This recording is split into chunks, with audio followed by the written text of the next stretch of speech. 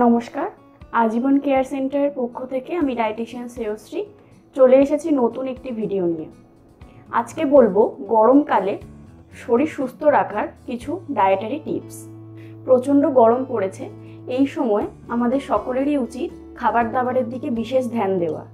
যেমন এই সময় হালকা সহজপাচ্য খাবার খেতে হবে যাতে হজমের কোনো রকম সমস্যা না হয়। এছাড়াও প্রচুর পরিমাণে ফল ও শাকসবজি খেতে হবে।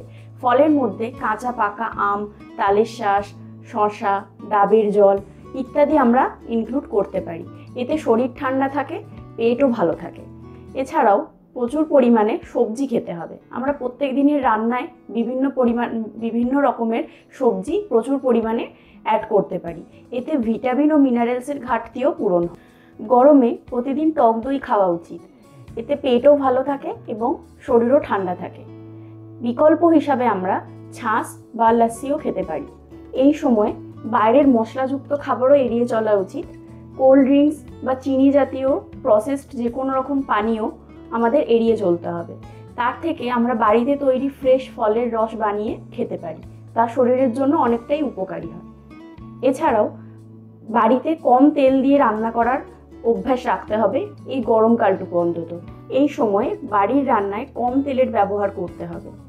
এছাড়াও প্রচুর পরিমাণে যদি ডিম বা মাংস খাই সেক্ষেত্রে পেট গরম হতে পারে। তাই আমরা অ্যানিমাল প্রোটিনের তুলনায় প্ল্যান্ট প্রোটিন খাওয়ার ওপর বেশি গুরুত্ব দেব। তবে হ্যাঁ, অ্যানিমাল প্রোটিন একদম যে বাদ দেবো তা নয়, পরিমিত পরিমাণে খেলে সেটা হজমে বা শরীর গরমেও কোনো রকম অসুবিধা করে না। সব শেষে এবং সব থেকে গুরুত্বপূর্ণ হলো প্রচুর পরিমাণে জল পান করতে হবে। গরমকালে বাড়ির বাইরে থাকলে শরীরকে ডিহাইড্রেশন থেকে এড়াতে আমাদের প্রচুর পরিমাণে জল পান করার সাথে সাথে লেবুর জল, ওআরএস এছাড়াও ডাবের জল পান করা উচিত। আলোচিত সমস্ত রকম নিয়মগুলি মেনে চলুন এবং গরমকালে সুস্থ থাকুন। নমস্কার, আজকে এই পর্যন্তই। দেখা হবে পরবর্তী কোনো নতুন ভিডিওতে।